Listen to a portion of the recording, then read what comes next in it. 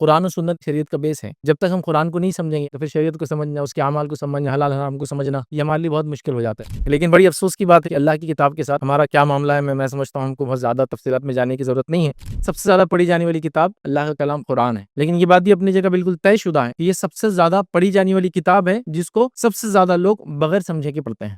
یقیناً میں جانتا ہوں ہماری مادری زبان عربی نہیں ہے، ظاہر سی بات ہے ہم بھی قرآن کو ویسے نہیں سمجھتے، لیکن کہیں نہ کہیں ہم کو اس کے ترجمے کے ذریعے اس کو سمجھنے کی کوشش کرنا چاہیے. یوں تو قرآن کو سمجھ کر پڑھنے کے کئی فائدے. قرآن کو سمجھ کر پڑھنے کا پہلا فائدہ ایمان میں اضافہ ہوتا ہے. دوسرا فائدہ مطلب اللہ پہ توکل میں اضافہ ہوتا ہے. تیسرا فائدہ اعمال صالحہ میں اضافہ ہوتا ہے. چوتھا فائدہ دلوں کی اصلاح اور اس کی صفائی ہوگی. پانچواں فائدہ دلوں کو سکون اور اطمینان ملتا ہے. چھٹی چیز قرآن کو سمجھ کر پڑھنے کا جو فائدہ مجھے اور آپ کو ملیں گے اطاعت اور فرمانبرداری میں اور رغبت ملتی.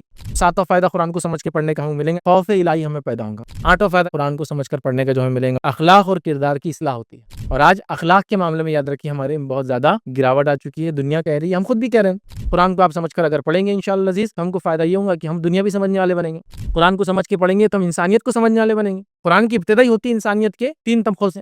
قرآن کا مطالعہ کریں گے تو اہل کتاب کی غلطیاں اور انہیں کیا اچھے کام کیوں پتہ چلیں گے تاکہ ان کی غلطیاں ہم ریپیٹ نہ کریں اور جو اچھے کام کرتے اللہ جن سے خوش ہو وہ کرتے رہیں. قرآن کا مطالعہ کریں گے تو انبیاء کے واقعات ہم کو پتہ چلیں گے. قرآن کا مطالعہ کریں گے تو سائنس اور ٹیکنالوجی کی باتیں پتہ چلیں گی. قرآن کا مطالعہ کریں گے قرآن آگے کی ایسی چیزیں بتائیں گا جو بہت تعجب خیز ہوتی ہے. یاد رکھیں